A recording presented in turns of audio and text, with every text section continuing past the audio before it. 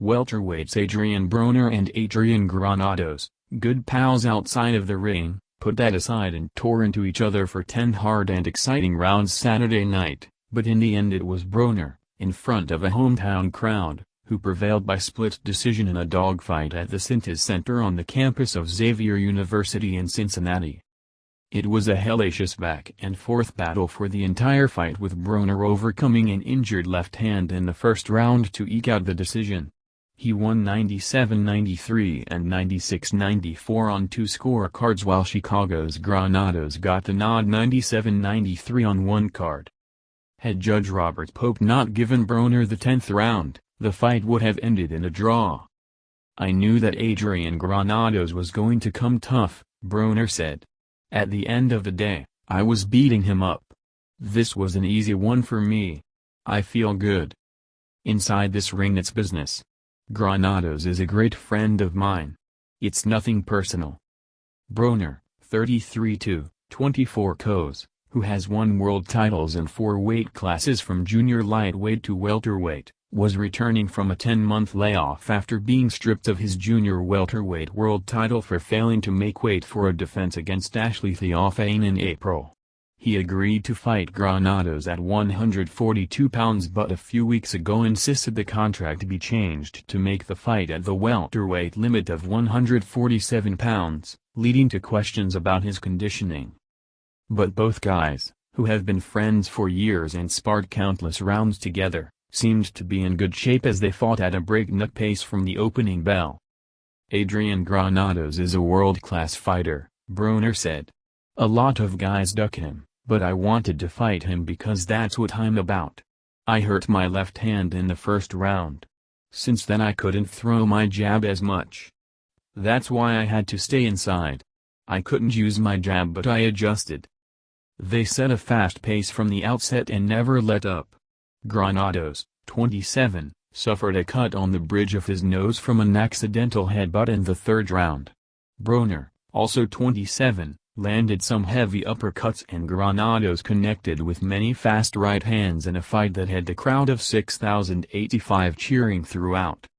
They spent most of the 6th round trading toe-to-toe in one of the many hard rounds to score. They both had big moments but by the end of the 9th round Broner had a small cut over his right eye and looked exhausted when he plopped down on his stool. But he showed tremendous energy in the final round and might have nicked the round when he landed a powerful combination in the final few seconds of the bout. According to CompuBox Punch statistics, Broner, who earned $1 million, landed 166 of 403 punches, 41%, while Granados connected on 146 of 683 blows, 21%. Granados, 18-5-2, 12 KOs, who made a career-high $250,000, has been a hard-luck fighter. All 5 of his losses have been by either split or majority decision. He'd like a rematch. "I knew it wouldn't be a pretty fight, but I'm so thankful to my team," Granados said. Broner knows there were lots of games played leading up to this. "I just want to be treated fairly. I know I don't have a perfect record, but I can beat anybody. Let's do it again." He fought smart and did his thing. If he thinks he did it this time, let's do it again. I want it at my house, in Chicago. Peterson outpoints Evantian for belt. Former unified junior welterweight world title holder Lamont Peterson, in his first fight as a full-fledged 147-pound welterweight, looked very sharp as he ended a 16-month layoff, the longest of his 12-year professional career, and outpointed David Evantian to claim a secondary title. It was a highly competitive and entertaining fight, but Peterson got the better of the action virtually the entire way and was rewarded by the judges on scores of 116-112, 116-112 and a surprisingly close 115-113. Peterson said the layoff was no issue for him. "I was expecting to pick up where I left off," he said. 16 months may seem like a long time, but if you keep in the gym and you're still working on your craft, it's not a long time. It gave me time to work on some things, conditioning and technique. I took some steps forward tonight. I'm looking to get back in camp and keep moving. Peterson, 35-3-1, 17 KOs, who cut Avancian, 22-1, 11 KOs, under the right eye in the second round and gave him a bloody nose in the 11th round, dished out a brutal body attack round after round as he walked Avancian down and methodically backed him up. But there were plenty of fierce exchanges, such as in the 6th round when it was an all-out inside battle as they traded body punches with abandon. In the 10th round, Peterson backed Avancian into the ropes, which were very loose, and he fell between them and onto the ring apron and nearly out of the ring. I expected to put pressure on him the way I did, Peterson said. I didn't think he would come back and fight at times as hard as he did. He showed up and showed why he's a champion and why he belongs on this level. I knew I had him from the start. He couldn't get past my jab and I knew I could execute my game plan. Peterson, 33, of Washington, D.C., landed 228 of 743 punches, 31%, according to CompuBox, and Avancian, 28, of Russia, connected on 182 of 756, 24%. By claiming the secondary belt, Peterson, who earned $250,000 to Avancian's $75,000, put himself in position as the mandatory challenger for the winner of the highly anticipated unification fight between Keith Thurman and Danny Garcia, who meet on March 4 at Barclays Center in Brooklyn, New York.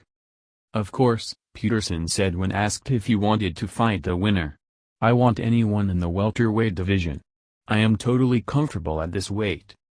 Avancian, who was an interim title holder, was elevated to a secondary titleist in late 2016 and was coming off his biggest victory, a decision win in defense of the interim belt last May against faded former world champion Shane Mosley.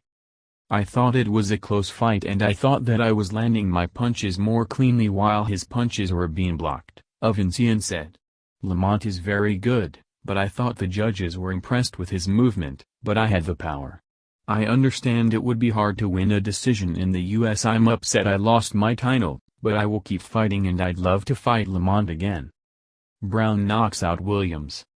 Light heavyweight prospect Marcus Brown took a big step up in competition and passed the test with flying colors, knocking down former world title challenger and fellow southpaw Thomas Williams Jr. 3 times en route to a dominant 6th-round knockout. Then he called out world champion Adonis Stevenson. Brown, 19-0, 14 KOs, 26, a 2012 U.S. Olympian from Staten Island, New York, dropped Williams with the right jab midway through the second round but then hit him again as he was crouched with his glove on the mat, a shot that knocked Williams all the way down to the mat. Referee Ken Myliner counted to 10 but then penalized Brown 1 point for punching Williams while he was down and gave Williams 5 minutes to recover because of the foul. Williams, who suffered a broken jaw and went to the hospital after the fight, took nearly all of his allotted time but never got into the fight. Brown immediately hurt him again as soon as the right resumed. It didn't look like he went down, so I made sure he went down, Brown said. He was trying to stand up so I pushed him down a little bit more. I didn't see his glove on the floor. I won't do that to you, Adonis Stevenson, just give me my chance. In the 4th round, Brown dropped Williams with a counter right hook and he barely beat the count. While Williams constantly complained about this or that to Myliner, Brown was punching him. In the 6th round, another right hook from Brown dropped Williams to his rear end. Williams, 23, 14 KOs, made no effort to get to his feet and Myliner counted him out at 42 seconds. Williams, 29, of Fort Washington, Maryland, lost his second fight in a row by knockout. He was coming off a 4th-round knockout loss challenging Stevenson in July. Brown, who earned $60,000 to Williams' $35,000, said he felt he was close to being ready to fight Stevenson if he will give him the shot. We were not 100%, but we were 85% and we'll gain the rest by the next performance, Brown said. I want Adonis Stevenson and I want that strap. That went mostly to plan. I wasn't looking forward to the Adonis Stevenson fight so I wasn't trying to knock him out, But the opportunity came. I'm ready for Adonis.